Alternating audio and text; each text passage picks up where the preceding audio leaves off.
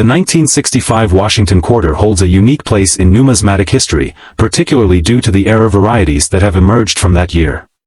While the quarter itself is not inherently rare, certain error types can make specific examples valuable. The 1965 quarter is famous because it marks the first year of transition from silver to a copper-nickel-clad composition, which was a major shift in U.S. coinage. This historical change, combined with the multiple error varieties that exist, has made the 1965 quarter highly collectible. This article explores the 1965 quarter's historical context, key error varieties, and their current values, providing a deep look at what makes these coins sought after by collectors. Historical context of the 1965 Washington quarter. The Washington quarter was first introduced in 1932 to commemorate the 200th anniversary of George Washington's birth. Originally struck in 90% silver and 10% copper, the quarter maintained this composition until 1964. However, during the early 1960s, the United States faced a severe coinage shortage largely due to rising silver prices. Silver had become more valuable in bullion form, leading to widespread hoarding of coins. To combat this shortage and to prevent further hoarding, the U.S. Mint announced in 1964 that it would transition quarters, dimes, and eventually half-dollars to a copper-nickel-clad composition. This decision led to a significant change in 1965, when quarters were no longer produced in silver. Instead, the Mint adopted a copper core with a copper-nickel-clad layer, which continues to be the standard for quarters today. This transition made 1965 quarters a critical milestone in U.S. coinage history.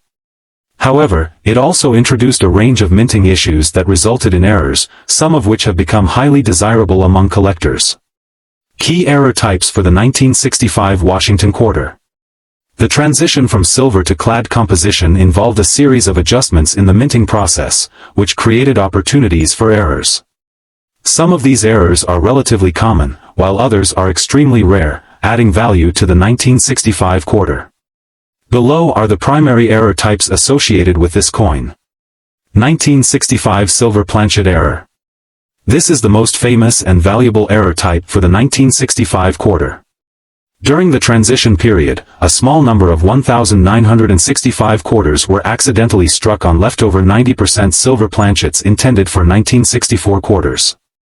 This resulted in a handful of 1965 quarters being minted with the old silver composition instead of the new copper-nickel-clad alloy. These quarters, known as wrong planchet or silver planchet errors, are highly prized due to their rarity and historical significance.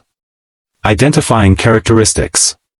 A 1965 quarter struck on a silver planchet will weigh around 6.25 grams, compared to the 5.67 grams typical for copper-nickel quarters.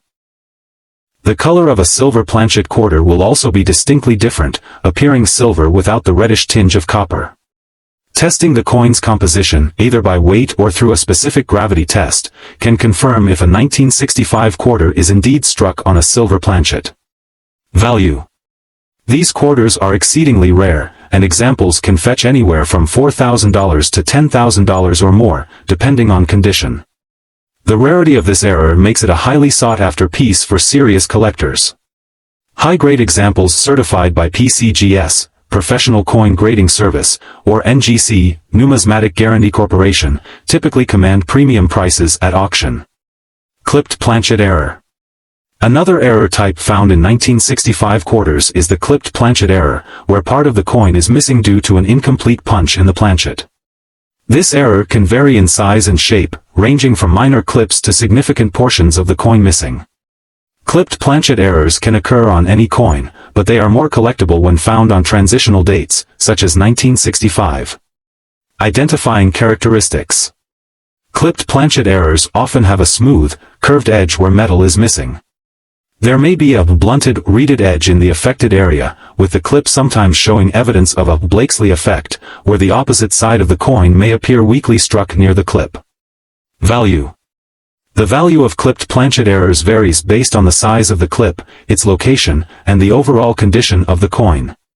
Typically, 1965 clipped planchet quarters can sell for between $20 and $100, with larger clips attracting higher prices. Broad strike error. A broad strike error occurs when a coin is struck without the collar die that helps shape its rim. This causes the metal to expand outward, resulting in a slightly larger, flattened appearance with a lack of defined edges. Broad strike errors are popular among error collectors, as they clearly display a deviation from standard production. Identifying characteristics. Broad-struck quarters will have a larger than usual diameter and a somewhat stretched appearance. The edge will lack reading, which makes it easy to distinguish from standard quarters. Value.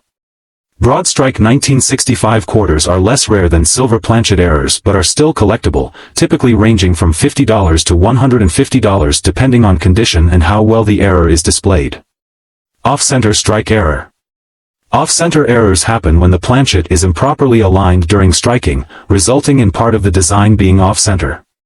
This error can vary widely, from minor misalignments to more severe cases where a significant portion of the design is missing. Identifying characteristics. The coin's design will be shifted to one side, with blank space on the opposite side. The more off-center the strike, the rarer and more valuable the error. Value. Off-center strikes for the 1965 quarter can command between $20 and $200, with the most dramatic off-center errors bringing higher premiums. Double die error. Although less common on 1965 quarters, double die errors do exist. This error occurs when the die used to strike the coin has a doubled image, causing the design elements to appear doubled on the coin itself. Doubling may affect various parts of the design, such as the inscriptions, date, or details on Washington's portrait. Identifying characteristics. Doubling can be observed under magnification, particularly on letters or numbers. The doubling on 1965 quarters is typically minor and often requires careful inspection to confirm. Value. Double die 1965 quarters, depending on the severity of the doubling, may range from $10 to $50. Although not as rare or valuable as other types of errors, they remain collectible due to the popularity of double die varieties. Collectability and market value.